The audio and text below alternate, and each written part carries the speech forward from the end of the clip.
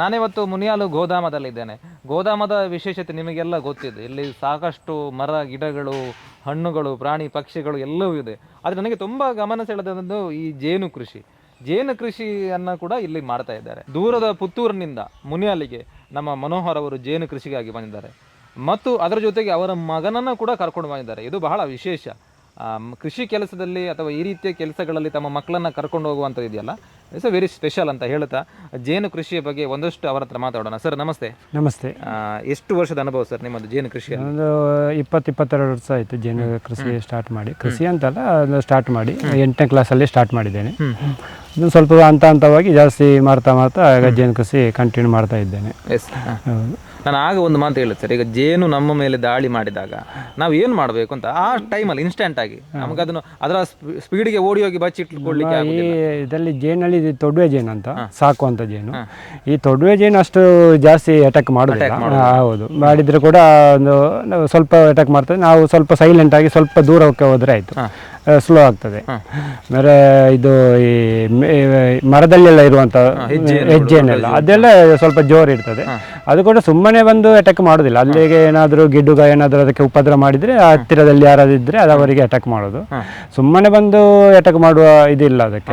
ಅದಕ್ಕೇನಾದರೂ ತೊಂದರೆ ಆದರೆ ಮಾತ್ರ ಅಟ್ಯಾಕ್ ಮಾಡ್ತದೆ. ಇಲ್ಲದ್ರೆ ಇದು ಈ ಜೇನು ಕೂಡ ಆಗಿ ಇದಕ್ಕೇನಾದರೂ ತೊಂದರೆ ಮಾಡಿದರೆ ಅಟ್ಯಾಕ್ ಮಾಡ್ತದೆ.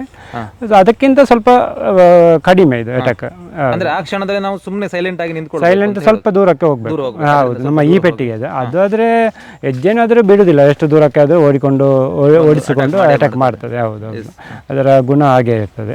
ಇದು ಸ್ವಲ್ಪ ಸೈಲೆಂಟ್. ಇದು ನಾವು ಮನುಷ್ಯರಿಗೆ ಸಾಕುವಂಥ ಸ್ವಭಾವ. ನಮಗೆ ಯಾರಿಗೆ ಬೇಕಾದರೂ ಇದನ್ನು ಸಾಕಲಿಕ್ಕೆ ಆಗ್ತದೆ. ಇದರ ಸ್ವಲ್ಪ ಅನುಭವ ಇದ್ದರೆ ಸಾಕಾಗ್ತದೆ. ಜಾಸ್ತಿ ಏನು ಇದಕ್ಕೆ ಅನುಭವ ಬೇಕಂತಿಲ್ಲ. ಸ್ವಲ್ಪ ಅನುಭವ ಇದ್ದರೆ ಮತ್ತೆ ಅದೇ ಆಟೋಮೆಟಿಕ್ ಆಗಿ ನಮಗೆ ಅದರಲ್ಲಿ ಕಲೀಲಿಕ್ಕೆ ಆಗ್ತದೆ. ಈಗ ನೀವು ಅಲ್ಲಿ ಪುತ್ತೂರಿನಿಂದ ಇಲ್ಲಿವರೆಗೆ ಬಂದಿದ್ದೀರಿ. ಇಲ್ಲಿ ಏನು ಕೆಲಸ ಸರ್ ತಮ್ಮದು? ಅಂದರೆ ನಾವು ಈಗ ಗೋದಾಮ ಒಂದು 3 ವರ್ಷದಿಂದ ನಾವು ಜೇನು ಕೃಷಿಗೆ ಇಲ್ಲಿ ಅವರು ಪ್ರಕೃತಿಗೆ ಬೇಕಾಗಿ ಅವರು ಜೇನು ಕೃಷಿ ಮಾಡೋದು. ಮತ್ತು ಅವರಿಗೆ ಈ ಜೇನಿಗೆ ಜೇನು ಅವರಿಗೆ ಬೇಡ, ಪ್ರಕೃತಿಗೆ ಪರಾಗಸ್ಪರ್ಶ ಕ್ರಿಯೆ ಆಗಬೇಕಂತ ಅವರು ಸಾಕ್ತಾ ಇರೋದು. ಅದಕ್ಕೆ ನಮ್ಮದೊಂದು ಅವರು ಈ ಕೃಷಿಗೆ ಇಷ್ಟು ಸಪೋರ್ಟ್ ಮಾಡುವಾಗ ನಮ್ಮದೊಂದು ಸ್ವಲ್ಪ ನಾವು ಕೂಡ ಸಪೋರ್ಟ್ ಮಾಡೋದು. ಅದಕ್ಕೆ ಬೇಕಾಗಿ ನಾವು ಅಲ್ಲಿಂದ ಪ್ರತಿ ವರ್ಷ ಕೂಡ ಬರ್ತೇವೆ.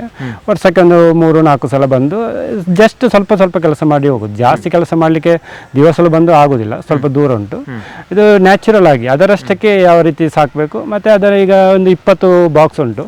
ಇದರಲ್ಲಿ ಒಂದು 50 ಕುಟುಂಬ ಇಲ್ಲಿ ಈ ಪ್ರಕೃತಿಗೆ ಪಾಲಾಗಿ ಹೋಗಿದೆ. ಅದು ಕೂಡ ಈ ಪ್ರಕೃತಿಗೆ ಪ್ರಯೋಜನ. 50 ಈ ರೀತಿಯ ಗೂಡುಗಳಿದ್ದಾವೆ. ಈ ಕುಟುಂಬ ಅದು ಪಾಲಾಗ್ತದೆ. ಇದರಲ್ಲಿ ಒಂದು ನೊಣ ಜಾಸ್ತಿ ಆಗುವಾಗ ಅದು ಪಾಲಾಗಿ ಹೋಗ್ತದೆ. ಆಗ ಈ ಪ್ರಕೃತಿಯಲ್ಲಿ ಬೇರೆ ಬೇರೆ ಕಡೆಯಲ್ಲಿ ಹೋಗಿ ಕೂತ್ಕೊಳ್ತದೆ. ಮತ್ತು ಅಲ್ಲಿ ಅದು ಪರಾಗಸ್ಪರ್ಶ ಮಾಡ್ತಾ ಇರ್ತದೆ. ಆಗ ನಾವು ಪರಾಗಸ್ಪರ್ಶ ಕ್ರಿಯೆಯಿಂದ ಈಗ ನಮಗೆ ಇದರಲ್ಲಿ ಜೇನು ಒಂದು ಪೆಟ್ಟಿಗೆಯಲ್ಲಿ 10 kg ಸಿಕ್ಕಿದ್ರು ಕೂಡ ಅದು 10%, 90% ಪ್ರಕೃತಿಗೆ ಪ್ರಯೋಜನ ಉಂಟು ಈ ಜೇನು ಕೃಷಿ ಮಾಡೋದರಿಂದ. ಎಷ್ಟೋ ಗಿಡ ಮರಗಳಲ್ಲಿ ಹೂ ಬಿಡ್ತದೆ, ಅದು ಕಾಯಿ ಕಟ್ಟಬೇಕಾದ್ರೆ ಪರಾಗಸ್ಪರ್ಶ ಆಗಬೇಕು. ಇದು ಜೇನು ನೊಣ ಇದ್ದರೆ ಸರಿಯಾದ ರೀತಿಯಲ್ಲಿ ಕಾಯಿ ಕಟ್ತದೆ. ಸರಿಯಾದ ಪರಾಗಸ್ಪರ್ಶ ಕ್ರಿಯೆ ಆದ ಕಾರಣ ಸರಿಯಾದ ಕಾಯಿ ಕಟ್ತದೆ. ಆಗ ನಮಗೆ ಬೇಕಾದ ಹಣ್ಣು ಹಂಪಲೆಲ್ಲ ಸಿಗ್ತದೆ. ಮತ್ತು ಅಡಿಕೆ ತೋಟಕ್ಕೆ ಪ್ರಯೋಜನ ಉಂಟು, ತೆಂಗು, ಮತ್ತು ಇಲ್ಲಿ ರಂಬುಟಾನ್ ತುಂಬ ಎಕರೆಯಲ್ಲಿ ಉಂಟು. ಅದಕ್ಕೆಲ್ಲ ಅವರು ತುಂಬ ಪ್ರಯೋಜನ ಉಂಟು. ಜೇನು ಕೃಷಿ ಮಾಡೋದರಿಂದ 10% ಮಾತ್ರ ನಮಗೆ ಪ್ರಯೋಜನ, ಪ್ರಕೃತಿಗೆ 90% ಪ್ರಯೋಜನ ಉಂಟು. ಆ ಕಾರಣಕ್ಕಾಗಿ ಇವರು ಈಗ ಸಾಕ್ತಾ ಇರೋದು. ನಮಗೆ ನಮ್ಮ ಟೈಮಿಗೆ ನಮಗೆ ಕೂಡ ಜಾಸ್ತಿ ಕೆಲಸ ಇರ್ತದೆ. ನಾವು ನಮ್ಮ ಟೈಮಿಗೆ ಬಂದು ನೋಡಿಕೊಂಡು ಹೋಗ್ತದೆ. ನನಗೆ ಬಹಳ ಖುಷಿಯಾಗಿದೆ. ನಿಮ್ಮ ಮಗ ಇವನ ಹೆಸರು ಧನ್ವಿನ್ ಅಂತ. ಇವ ಕೂಡ ತಂದೆಯ ಜೊತೆ ಜೇನು ಕೃಷಿಯ ಆಸಕ್ತಿಯನ್ನು ಇಟ್ಟುಕೊಂಡು ತಂದೆಯ ಜೊತೆ ತುಂಬಾ ಕಡೆಗೆ ಬರ್ತಾನೆ ಸರ್? ಇಲ್ಲ, ಇಲ್ಲಿಗೆ ಇಲ್ಲಿ ಪಕ್ಷಿಗಳೆಲ್ಲ ಜಾಸ್ತಿ ಉಂಟಲ್ಲ, ಅದನ್ನು ನೋಡ್ಲಿಕ್ಕೆ ಬೇಕಾಗಿ ಬರೋದು. ಇಲ್ಲಿ ಅವರಿಗೆ ತುಂಬಾ ಖುಷಿ ಆಗ್ತದೆ ನೋಡ್ಲಿಕ್ಕೆಲ್ಲ. ಎಲ್ಲ ತುಂಬಾ ನೋಡ್ಲಿಕ್ಕೆ ಸಿಗ್ತದೆ. ತುಂಬಾ ಇಲ್ಲಿ ದನಗಳುಂಟು, ಎಲ್ಲವನ್ನು ನೋಡ್ಲಿಕ್ಕೆ ಖುಷಿ ಆಗ್ತದೆ. ಇಲ್ಲಿಗೆ ಬರೋದಾದ್ರೆ ಅವ್ರು ಬರ್ತಾರೆ. ಸರ್, ಇದನ್ನೀಗ ಮತ್ತೆ ಓಪನ್ ಮಾಡ್ಲಿಕ್ಕಿದೆಯಾ? ಮಾಡ್ಬೋದು.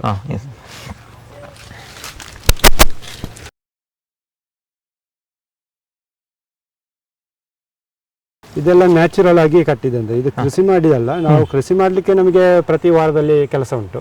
ಅದು ಕರೆಕ್ಟ್ ಈ ಏರಿಗೆ ಕೂತ್ಕೊಳ್ತದೆ. ಏರಿಯನ್ನು ತೆಗೆದು ಮಿಷಿನಲ್ಲಿ ತೆಗೆಯುವ ರೀತಿಯಲ್ಲಿ ಆದರೆ ನಾವು ಪ್ರತಿ ವಾರ ಕೆಲಸ ಮಾಡಬೇಕಾಗ್ತದೆ. ಒಂದು ಪೆಟ್ಟಿಗೆಗೆ ಇಡೀ ವರ್ಷದಲ್ಲಿ ನಮಗೆ ಸರಿ ಕೆಲಸ ಮಾಡಿದರೆ 2 ಗಂಟೆ ಟೈಮ್ ಬೇಕಾಗುತ್ತೆ. ಇಡೀ ವರ್ಷದಲ್ಲಿ ಅದರ ಜಾಸ್ತಿ ಕೆಲಸ ಏನಿಲ್ಲ. ಇದು ನಮಗೆ ಅಷ್ಟಿಂದ ದೂರಕ್ಕೆ ಬರುವಾಗ ತುಂಬ ಇದಾಗ್ತದೆ. ಅದಕ್ಕೆ ಬೇಕಾಗಿ ಅದರಷ್ಟಕ್ಕೆ ನ್ಯಾಚುರಲ್ ಆಗಿ ನಮಗೆ ಜೇನು ಕುಟುಂಬ ಜಾಸ್ತಿ ಆಗುವ ಅದರಷ್ಟಕ್ಕೆ ಪಾಳಾಗಿ ಹೋಗ್ತದೆ. ಈ ಪ್ರಕೃತಿಗೆ ಅದು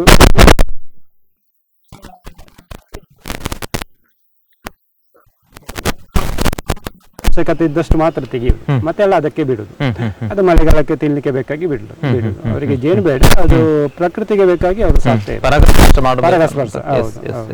ಮುನಿಯಾಲು ಗೋಧಾಮದ ಒಂದು ವಿಶೇಷತೆ ಇದೆ, ಬಹುಶಃ ಪ್ರಕೃತಿಯಿಂದ ಪ್ರಕೃತಿಗೆ ಅಂತ ಅವರ ಕಾನ್ಸೆಪ್ಟ್ ಬಹಳ ಅದ್ಭುತವಾಗಿರುವಂಥ ಕಾನ್ಸೆಪ್ಟ್. ನಾನು ಬಹಳ ಸಲ ಹೇಳುವುದಿದೆ, ನಾವೆಲ್ಲ ಫ್ಯಾಮಿಲಿ ಟ್ರಿಪ್ ಅಂತ ದೂರ ದೂರದ ಕಡೆ ಹೋಗ್ತೇವೆ, ಬೀಚ್ಗಳಿಗೆ, ಪಾರ್ಟಿಗಳಿಗೆ, ಪಬ್ಗಳಿಗೆಲ್ಲ ಹೋಗೋದಿದೆ.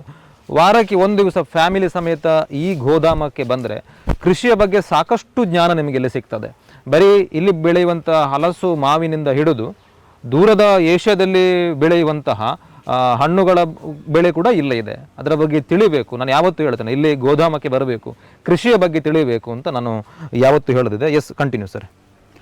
ಈಗ ಇದರಲ್ಲಿ ಈಗ ಒಂದು 3 kg ಅಷ್ಟು ಜೇನು ಉಂಟು. ಅದನ್ನು ಈಗ ನಾವು ಅದರ ಒಂದು ಎಲ್ಲ ಪೆಟ್ಟಿಗೆ ತೆಗೆಯುವುದಿಲ್ಲ, ಅದಕ್ಕೆ ಬಿಡ್ತೇವೆ. ಅವರಿಗೆ ಮನೆಗೆ ಬೇಕಾದಷ್ಟು ತೆಗೆದು ಬೇಡುದು.